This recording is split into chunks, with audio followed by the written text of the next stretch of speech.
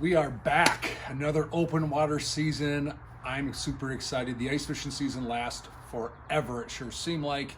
In fact, we were ice fishing just a week and a half ago still. Some people are still ice fishing the last few days. I know people that are ice fishing this weekend. Well, you know what?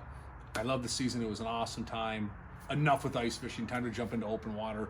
Super excited to bring back these weekly fishing reports. Hopefully you get something out of it. I'm trying my best to be as open and honest as I can about what's working, what the conditions are like, all that sort of stuff. If you have feedback or you have questions along the way, just fire them off. I'll do my best to answer them. I'm going to try to get a series of videos done this year on the water, various how-tos, whether it's rigging tips and techniques, how to fish a certain way, how fish react to certain things. So if you have ideas in that regard, fire them off. I will do the weekly fishing report every single week, give you an updated situational thing going as far as how the fishing's going. So that's awesome. To be honest, I haven't been out fishing much. Some light crappie fishing, nothing crazy yet. This next week going to be hot and heavy. Water temps are just teetering above hypothermia right now. We're in the 40s. Some people are talking about 50-degree surface temp back in the cuts and the channels, but I'll tell you what, it's not the case again now. We had low 30s this weekend. We had 20s at night. We saw snow Friday, a little bit Saturday morning. You know what? Don't worry. It's going to get warmer this week. The forecast this week's looking like mid to upper 50s. Later in the week, should be some nice weather. I'm excited to chase down some fish. I'm actually going to take a little jaunt over into Wisconsin and take advantage of the catch and release bass season. So I'm going to get a chance to catch some largemouth bass, hopefully. We'll see, I guess. We'll see what happens later this week. So I'm going to get over there, chase down some bass. I'll have an actual bass fishing report for you. For those of you looking to go into Wisconsin for the catch and release season, we cannot target bass here in Minnesota yet. We still got a few weeks until the Minnesota fishing opener, which many of you probably know. We can legally target bass now. It's just catch and release. So on the walleye opener, the second weekend in May, which I believe is May 13th this year, May 13th, sounds about right, we can target bass. It's all catch and release though. Still be mindful, pay attention to bedding fish, that sort of stuff. Maybe don't harass those fish and let them go. Just let them do their thing. So when the walleye season gets here in Minnesota, boom, you can chase bass, but it's catch and release. But until then, I'm gonna make a couple trips into Wisconsin and get my bass fix. But for now, I'm gonna talk a little bit of panfish.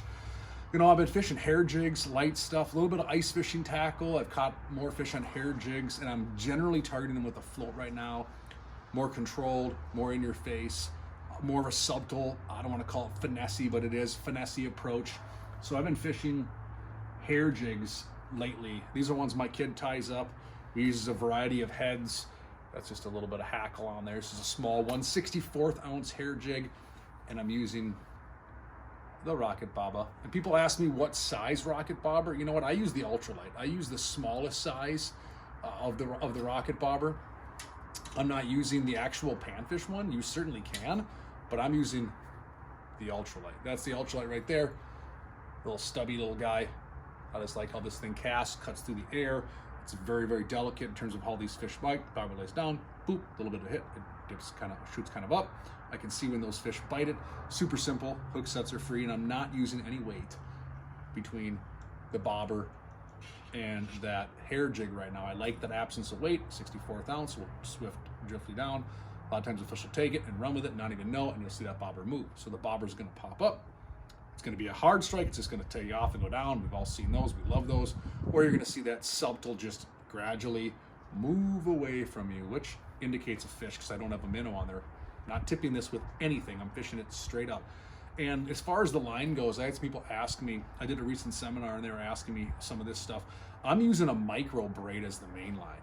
I'm using like a 8-10 pound micro braid, and maybe even, actually this is a 6-pound micro braid, sorry. And then I'm putting on a 4-pound fluorocarbon leader with a double uni knot. The knot's right there. So I got about a 5-foot, 6-foot lead on there, and I'm tying that on. That gives me strength and castability, strength in terms of hook set, no stretch, and also I can get a little further cast out of it. So I've liked that. I've done well on that. I still like that fluorocarbon leader. I'm not tying direct to this braid, and away we go. And I had these rods built from Thorne Brothers. I'm looking at about a 7-foot light action for this setup. I'm using a 1000 series Shimano, and away I go. Super nice way to do it. if I'm not fishing a bobber, which I haven't been always, I might be pitching at certain structure and cover and that sort of stuff, or I've caught fish out deep still. Deep weed lines, the crappies are still staging in the deep weed lines. You can see them with your sonar anywhere from 10 to 25 feet of water. In that situation, I'm doing one of two things. I'm either throwing a tube at them, which I love. I'm using the 1/32 ounce drop TG head. So that's a small profile, right? But it's a 32 ounce jig. That's from Clam Outdoors, called the drop TG. It gets down quick, I can cast it, but it's not a huge, big, gaudy jig. I don't want that. So I want that heavier tungsten, 30% heavier than lead, to get down there quick. And then I'm fishing that Tri-Alive tube from Mr. Twister. This is pink, white, and red. There's a variety of colors. Sometimes it doesn't matter. And I'm fishing that tube. The tube falls a little slower than the next presentation I'm gonna show you. And as far as this rod goes, similar to the last one, I'm using a 7-foot. This is actually a 7.2 custom built from Thorne. And I got 1000 series Shimano. I am running the braided line to fluoro leader on this as well. Castability works pretty good. And away we go. That's my setup for throwing that tube. And last but not least right now is pretty much a similar setup. I am using a 7.6 on this one though. And I'm going to an ultralight rod. And I got a 32 ounce head, and I'm fishing a minnow bait on this one. And this is going to be a Sassy Sting'em from Mr. Twister. I absolutely love this thing. Lots of meat on that receiving end where the hook goes. Doesn't come off. It's got that tantalizing tail. A little bit quicker fall. But if I'm targeting schooling fish like I have been on some of these spots that are cruising the outside weed line, moving kind of quick, just like we sharpshoot in this winter time with our forward-facing sonar, trying to find these fish. We're doing a similar thing right now in the boat. I can be a little more efficient with that profile of bait. And here I'm using a 5-pound test monofilament. I'm not going with that braid. I got a little more forgiveness on this rod. I can sling this thing a country mile, 1000 series Shimano, and away we go. So this is a custom built Thorne ultralight blank of your favorite choice, and the rest is history. That's going to be my 3 go-to setups right now. I am trying to lean on the bobber the most right now. I feel like I can kind of get things in the strike zone, even in water that's 10 feet. As the day progresses and the sun gets higher and the water temps warm up and air temp warms up and you start to feel better, the fish might move vertically in the water column, not so much horizontally. They'll come up in the water column. That's where you can set that bobber 3-4 feet below the surface and even 10 feet of water. And those fish come up and take it. They're suspended in the water column. Forward-facing sonar has shown us that very distinctly. In the past, we've caught them because we fan cast here or there and we figured it out on our own. Now you just pan around and you go, oh, there's a school of fish 5 feet down in 13 feet of water. I'm gonna catch them with a bobber. Way more efficient. If you can pitch at them, great. If not, away we go. These are the 2 plastics I was talking about. Sassy Sting'em. Love this thing. It's a minnow bait. And you got that Tri-Alive tube. 1-2 punch, great option. And the hair jig. That's how I'm catching crappies. Super pumped up. We're gonna get some little bit of warmer water temps. I'm expecting the crappie bed to get better and better and better. Farrell and Allie, Mike and Allie have their Memories Made crappie tournament next weekend. I'm excited to see how that goes on Lake Minnetonka. Hopefully it shows out. I'm sure it will. Some of the best sticks around are doing it. Real quick preview on the bass. I'm going to go chase some bass, like I said, in Wisconsin. I'm going to do probably one of 3 things in terms of tactic. I'm going to either throw a chatterbait or a lipless crankbait, just fast enough to feel it purr. We'll see what the water temps are doing, but that's one of my go-tos. Probably going to have a wacky rig, Kamita or pocket fry on there and fish that type of soft plastic and just maybe slow fall, see what happens. And then I'm going to fish this small little, I got the all-terrain Smalley Smasher swim jig head, small profile, thin wire hook, and I'm fishing that Sassy Grub. Little small profile minnow bait, little paddle. I can pitch this around. I'm going to look for fish that are kind of meandering, maybe little wolf packs. Small profile, guessing cooler water. Again, more of a finesse approach. This is going to be my sharpshooter in terms of how I'm looking at my forward-facing sonar. This is going to be my presentation to kind of pick off fish.